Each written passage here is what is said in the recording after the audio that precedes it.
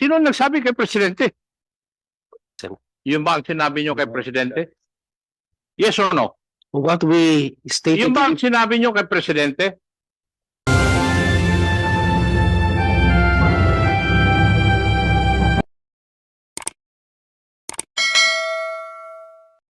The Honorable Arrogancia is recognized. Thank you very much, Mr. Chairman. Halos naubos na po yata lahat ng aking itatanong, pero nag-reserve po ako ng mga ilang-ilang tanong na maaaring relevant. This will refer to Chairman Guadis. Chairman Guadis, ilan po ba ang study nyo doon po sa riding public po natin pagdating po sa public utility vehicle sa buong bansa?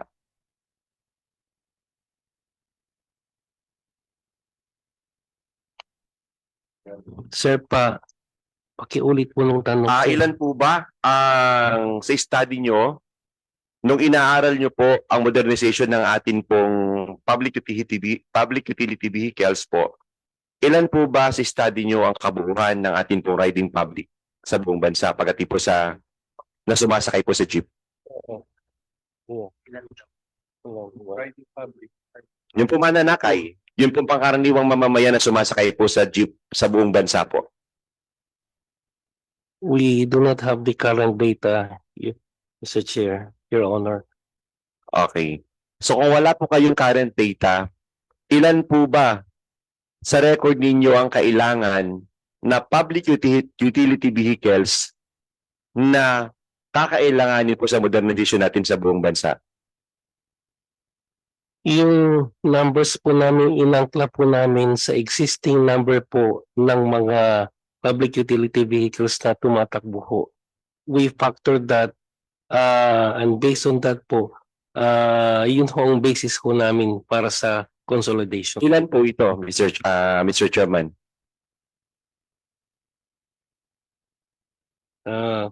For UV, we have 19,364. For PUJ, we have 150,000. For minibuses, 848. And then for public utility bus, 20,651 po. Paano nyo po na-identify ang quantity ng kailangang sasakyan kung hindi nyo po alam ang quantity ng mananakay po natin?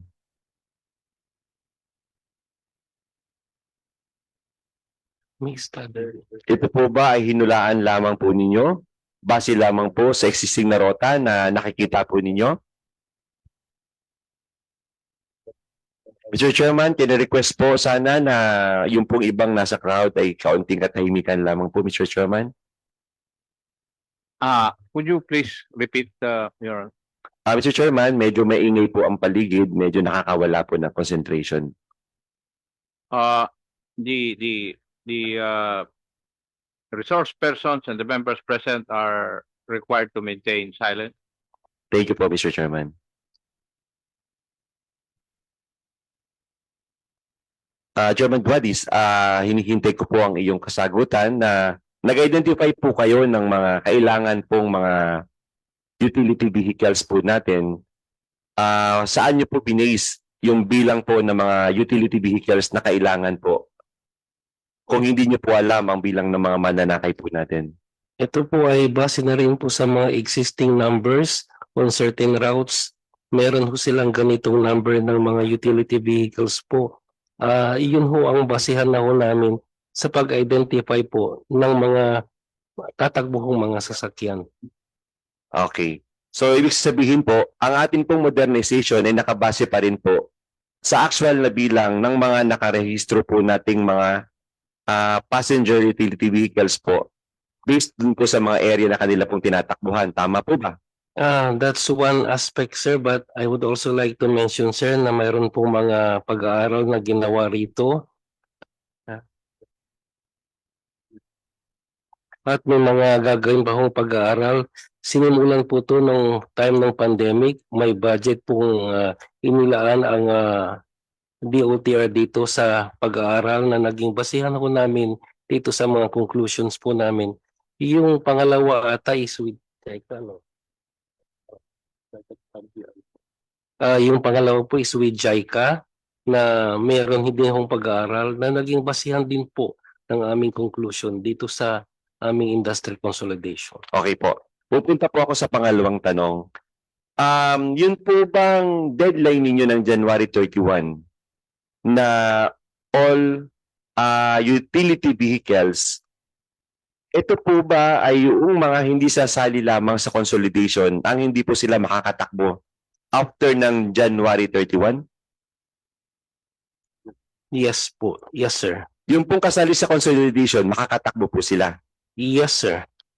Ano po yung main objective? Bakit po kailangan bigyan nyo ng deadline na yung hindi kasali sa consolidation ay hindi makakatakbo after ng January 31? Sir, sa ating pong programa ng modernisasyon, there has to be a cut-off period po para po naman makapag-proceed na ho tayo sa other phase of the modernization program. One aspect, sir, is putting all these business, these transport groups into different organizations because part of the fleet management, sir, is putting up a cooperative or a corporation, sir, para mas efficient po yung pagpapatakbo po nila at pag-manage po nila ng kanilang ruta. Base po sa pag-aaral na yan, base rin po sa aming research po na napag-alaman po namin na mas efficient po pag ang gagamitin po natin is a corporation or a cooperative or a type of an association po para po ma-manage po yung isang ruta. Tanong ko po sa iyo ulit, susog po dun sa inyong sagot.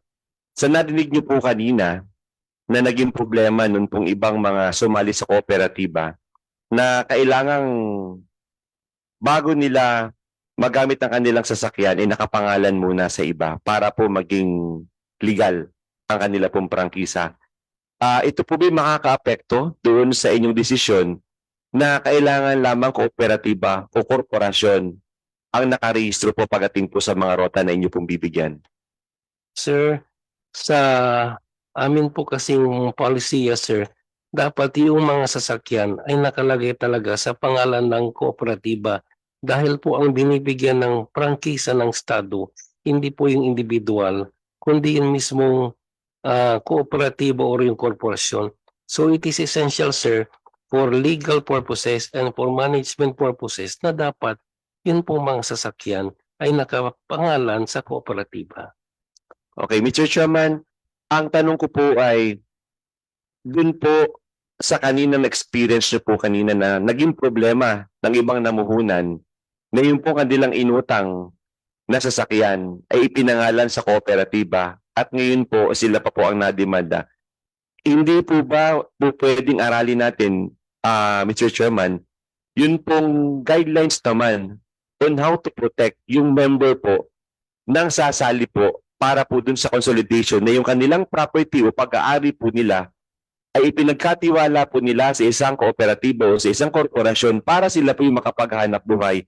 In return po, ano po ang protection naman noong inyo pong policy para naman po dun sa mga namumuhunang maliliit po naghahanap buhay sa transport sector? Ako po ay sang-ayon ho sa inyo na base ho doon sa mga kwentong na narinig po namin, there is a necessity ngayon to recalibrate, re-evaluate po yung proseso ng aming ahensya po together with the Office of the Transport Cooperative who is managing these cooperatives. We will take a second look, we will take a hard look po para po yung mga ganitong mga issues ho ay hindi na po maulit.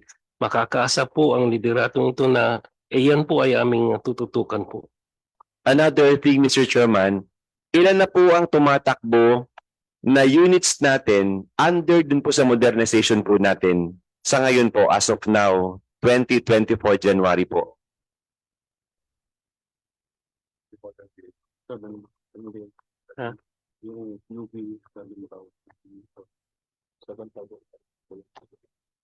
Sa UV. Sir, base po sa datos namin dito, humigit kumulang pong 7,000 po yung mga tumatakbong mga UV at saka mga PUJ po na moderno po. Lahat po yan ay under ng korporasyon at kooperatiba? Yes, opo. Ibig sabihin po, karamihan po dyan ay hindi pa po bayad at binabayaran po yan sa bangko. Tama po? Tama po. Karamihan po riyan nakaluan po sa DBP or Land Bank po. O yung iba po sa mga cooperative banks. Pero meron din ho ako narinig yung mga iba cash po na binayaran po. Mr. Chairman, gusto ko lang pong tanungin ang Land Bank of the Philippines o ang DBP, alin man po sa kanilang dalawa. Base po ba doon po sa ginawa po nating pagbibigay po ng pagpapautang o pagtulong po dito po sa mga sektor po ng transportasyon pagdating po sa mga kooperatiba, po doon po sa mga korporasyon na tinayo po para po magkaroon sila ng units at magamit po sa pampubliko po natin na para magamit po ng atin po mga kababayan. Gaano po kalaki dito yun pong hindi nakakabayad pagdating po sa kanilang monthly obligation dun po sa kanilang inutang para po dun sa units po na binabayaran po nila sa ngayon. I think po Land Bank po muna, Mr. Chairman.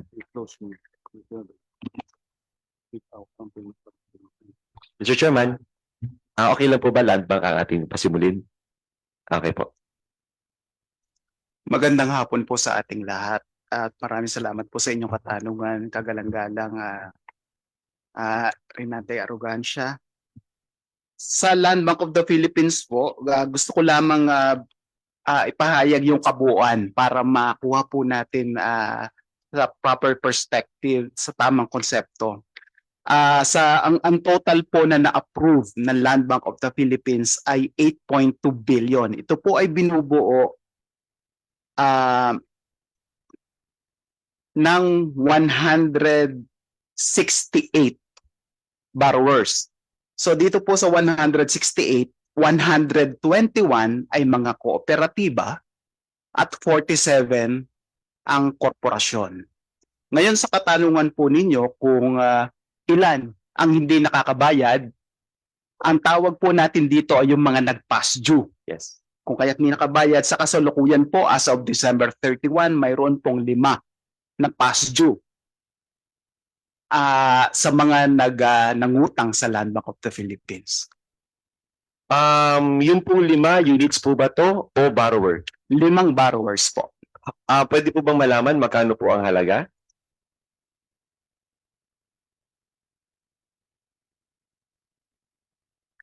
Ang halaga po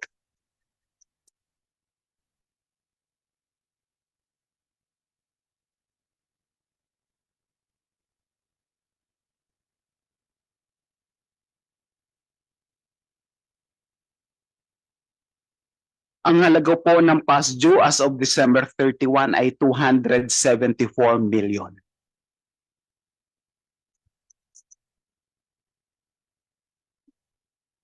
Maraming salamat po. Mr. Chairman, ang reason po kaya ako tinatanong ay para po makita nating lahat na yun po bang existing nating policy pagdating po sa pagbibigay po ng assistance doon po sa mga operators na naghahanap buhay po sa public sa atin po sa ngayon ay kung kaya po ba talaga nilang bayaran yung pong halaga ng mga dati pong jeeps na kanila pong nakuha para po extension po na pagbibigay po sa kanila ng pautang ng mga bangko. So Mr. Chairman, gusto ko rin po malaman sa DBP kung magkano na rin po yung kanila pong naipautang at magkano rin po yung hindi pa po nababayaran sa ngayon na ibig sabihin po yung critical po na may mga utang po sa kanila, Mr. Chairman. Yeah, Mr. Chairman, if I may be recognized. Good afternoon po. Thank you for the question. For DBP po, we have insofar as the total loan that we have approved is already at 9 billion pesos. And what we have released is at 6.45 million. And the portfolio that we have right now is at 5.5 billion. And out of which 33 borrowers merong default po in terms of their payment. So that's amounting to about 1.8 billion. Yan po yung default. Yes. So Mr. Chairman, hindi po biro yung halaga na in-extend po ng mga banks. Ang akin pong concern dito, kung hindi po nakakabayad ng mga operators po natin, failure po yung atin pong plan sa modernization po natin dahil unang-una, yan po ibabatakin din ng bangko. Yun pong mga utility vehicles. At the same time po, kung ito po isusoli ng mga operators na hindi na po good condition, sayang po yung property at yun pong itinulong ng gobyerno per unit, mawawalan po yun ng saysay. So I suggest po sa pamunuan po na nag-aaral po pagdating po sa modernization po natin na bigyan po natin ng puwang na yun pong lahat ng gusto maghanap buhay sa transport ay wag naman po nating bigyan ng halaga na ang binibili po nila ay sobrang mahal na halos hindi po kayang bayaran dahil magkano lang naman po ang minimum fare po natin sa ngayon pagdating po sa pasahe po ng ating pong mga mananakay. Dako sakali magtataas po tayo ng pasahe, hindi rin naman po kakayanin ng mga pangkaraniwan po manggagawa natin pagdating po sa lansangan. So, Chairman Guadis, sino po ba ang nagbibigay po ng approval o standard po kung sakali na ito pong pagkakamamahal po ng mga units na karamihan po ito ay galing China na hindi po tayo aware kung ito po may mga available na spare parts na kapag nasira po ay immediately magagawa po agad ng mga mekaniko ng mga operators po. So po pwede po ba tayo gumawa ng guidelines na panibago po sa ngayon na wag po natin tinan lahat yung mga galing sa labas ng bansa na mga kakailanganin po nating jeep. Baka po pwedeng hindi lang po nakabase sa Land Bank o sa DBP ang mga pautang po. Pwede naman po siguro tama po si Mr. Francisco na meron po silang itinutulong na in-house financing po para po magaan sa mga operators po natin. Yes sir, makakaasa po kayo na yung inyong mga mungkahi po ay amin pong babalangkasin sa mga susunod na araw po para to actually reflect kung ano po yung nangyari ngayon. Salamat po sir. At the same time, Mr. Guadis, paano po kami makakatiyak na yun po mga nag-consolidate ng kanilang mga prangkisa at yun po mga kumpanya na nag-apply po ng prangkisa ay hindi yung sinisingil lang per unit na pagkamamahal para lang po sila mabigyan ng prangkisa po. Meron pong fixed na binabayaran po yan, may resibo, I think it's 500? 520 pesos po. May resibo po lahat yan. Kung ano po yung nakalagay doon sa aming nakapaskil sa karatula, yun lang po ang talagang sinisingil po namin. Kung meron man hong magtangkang mga tao, bukas po ang aming tanggapan para maimbestigahan po kaagad yung mga ganyang mga practice po. Okay, Mr. Guadis, ako lang po yung magiging prangka. Hindi po ako nag-aakusa. Alam po natin na yung pong pumapasok sa gobyerno po lahat ay receipted. Pero paano po yung pumapasok doon po sa mga outside, doon po sa gobyerno na hingi-hingi naman po na iba nagtatrabaho sa loob po ng LTFRB?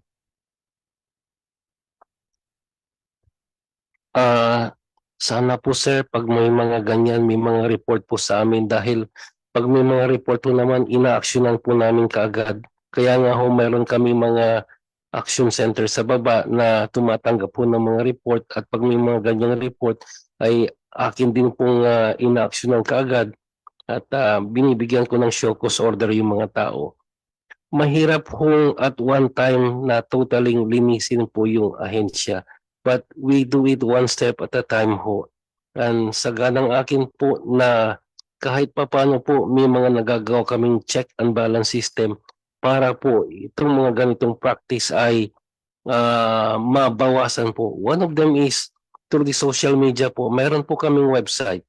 Lahat ho yung mga may reklamo, pwedeng dumiretso na lang sa website. Base ho dun sa reklamong yung in-actionan po namin kaagad. Makakaasa po ang kapulungan na to na continue po namin gagawin yung mga practices po namin.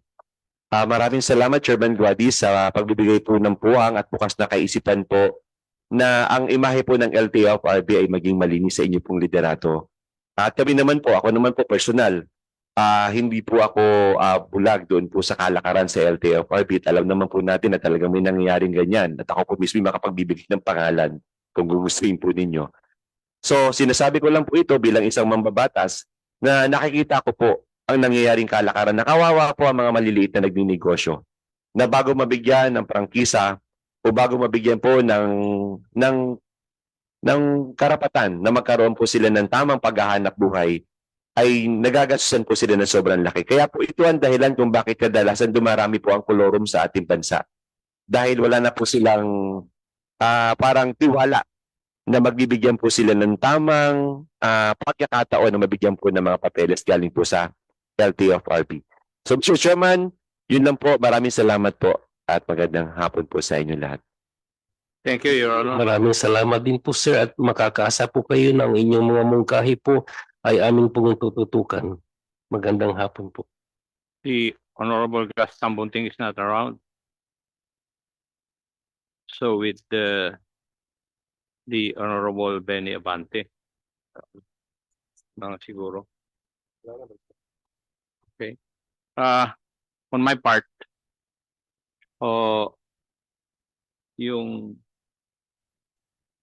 LTFRB, sinabi nyo kanina, 38,000 ang hindi pa nakapag-consolidate. At sinabi nyo rin kanina, ang apektado ay 38,000 minimum na drivers. Tama po. Yes sir. And then after January 31, hindi na po sila makapag biyahe doon sa kanilang ruta.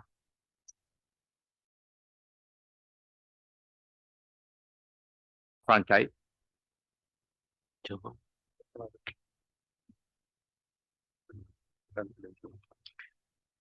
Mr. Chair, within the month po, ipaprocess na po namin yung Hindi mo cancel. sinasagot yung tanong ko. May prangkisa po sila. And then there is a term insofar as their franchise or franchises are concerned. Yes, sir. Are you trying to tell this committee na dapat tigilan na putulin ninyo yung term ng kanilang franchise? Sir, yung kanilang prangkisa po Hindi. as You answer my question, Mr. Chairman. Are you trying to tell this committee na may term pa, may period pa, extending after January 31 yung franchise nila, you're going to cut it? wala ng term, Mr. Chair. Kasi by that time, sir, by December 31 po, pumasok na po yung kanilang mga prangkisa. Franchises, lahat. Okay. Yes, Mr. Chair. So, ang pinagtataka lang ng chair na ito is that ang bagsik-bagsik nyo dun sa dating, yung sumusunod dun sa batas nagkaroon sila ng franchise pero wala kayong ginagawa dun sa mga kolorum na hindi sumusunod sa batas. Why is this so? Mr. Chair, may I answer that in a different perspective? Wala pong law enforcement function ang LTFRB. Alam mo yan ni You Congressman are Busita. under the DOTRD, the Land Transportation. Yes, Hindi that, rin ba nila kayang yun? that power belongs to the Land Transportation Office. Kaya nga, And the now, this program is a program of the DOTR. I will go now to the questions that I have. Kasi, hindi ba, this program was initiated by a department order of the DOTR, right? And therefore, it is a program of that agency. Would that be correct, Yusek Lontok? That is correct, Mr. Chairman. Now, may I know who is the overall head of this program?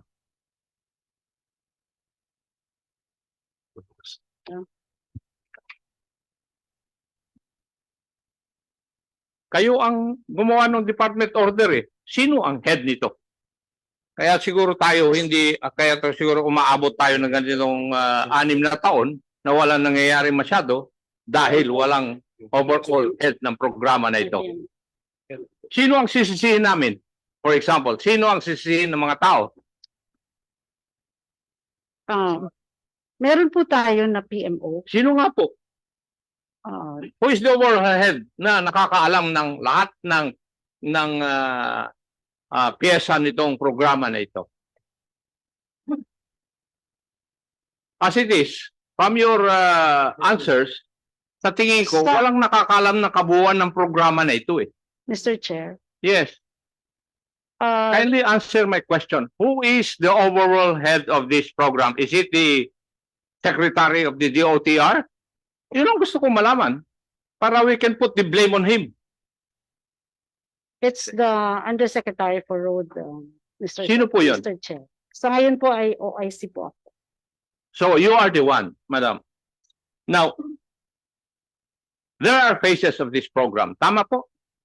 Yes, Mr. Chair. Eh kasi wala namang programa na biglaan na magagawa eh. May mga phasing ito kasi napakalaking programa. Tama? Yes, Mr. Chair. Now, may I know who are the assigned point persons for each phase of this program? Mr. Chair, No, tinatanong ko lang po kung sino-sino yung mga tao. Eh kung hindi nyo po masabi, di hindi nyo alam yung phases ng programa. sa consolidation po, ito po ay ginaganapan ng ating Office for Transport Cooperative for Cooperatives and LTFRB for corporations. Para naman po sa financing, ito po ay nakikipag-ugnayan kami sa Who is in charge of that? land bank at Who is saka in sa charge of the financing? Sino ang nagpapalo up para matulungan yung mga kinonsolidate nyo na cooperatives para maka-avail sila doon sa loans ng financing institutions? Yun ang gusto kong malaman eh. Sa ngayon po, ito po ay pinagtutulungan ng LTFRB at ng Project Management Office. Now, what are your deliverables insofar as each phase is concerned? Meron ba kayo nun? Meron po, yung Now, pong, If there are, tanungin ko po kayo, na-achieve ba yung deliverables yun at certain point in time? Kasi pag may programa at may plano, meron pong at a certain point in time, meron kayong na-deliver na eh. Meron ba kayong programang gano'n? yung pong consolidation, na-deliver po namin yung at least 70%. No. Let's go to consolidation, madam. There was a meeting by your department with the president last year, right? Before the president stated or decided na itigil na yung consolidation ay yung extension ng programa. Tama? Now, in the press release for that program, sinabi ninyo kay presidente na 70% na yung consolidation. Would that be correct?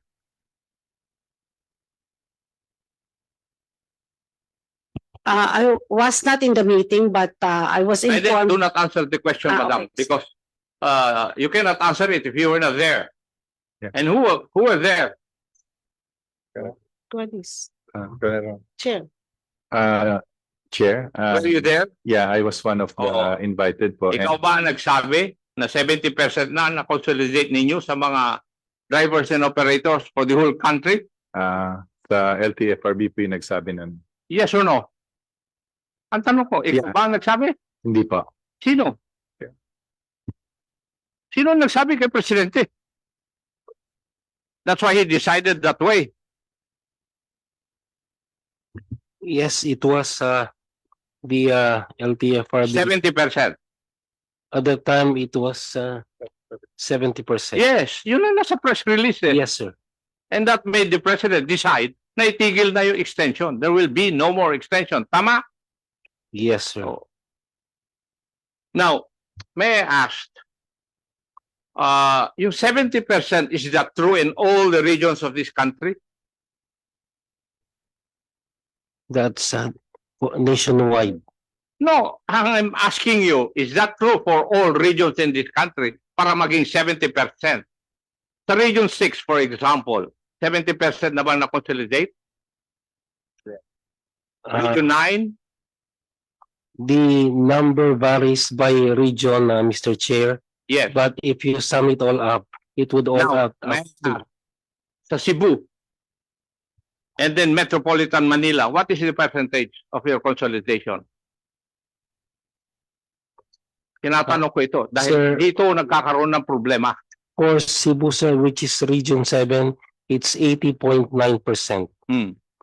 Metropolitan Manila, For the central office, it's 97.4, but for NCR, it is 52.5%. Yun ba ang sinabi nyo kay Presidente? In Yes or no? what we stated, Yun ba ang sinabi nyo kay Presidente? just the total, Mr. Just Chair, the nationwide. total. And you are not stating to the President what is the real picture of your consolidation. We did, Mr. Chair. Huh? We informed the President. We furnished the office of the President a data Okay. per region, Mr. Chair. Per region. Yes, Mr. Chair. I'll take that, your answer for that. Now, may I ask, at this point in time, where are we in so far as the phases are concerned? Mr. Chair, insofar as the initial stage is concerned, which is the industry consolidation, we have just finished that process, Mr. Chair, and we are now on looking into the other phases now of the modernization program.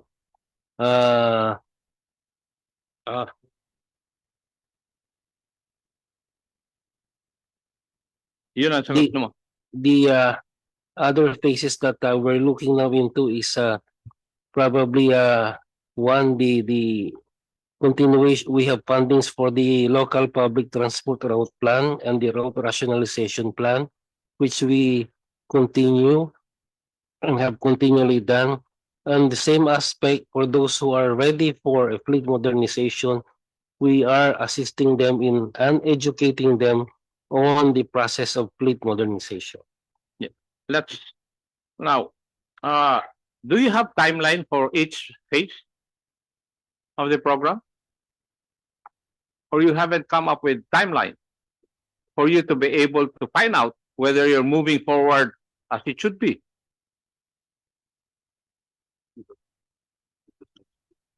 Sir, we have a timeline, Mr. Chair. Would you Of- please submit to this committee Yes, Mr. Chair, we have the timeline, the sir. different phases of this program, identifying the point person of each phase, the deliverables, and the timeline for this? If Yes, you Mr. really have a plan for this. Yes, Mr. Chair, we have plan and we have a timeline for the deliverables, sir.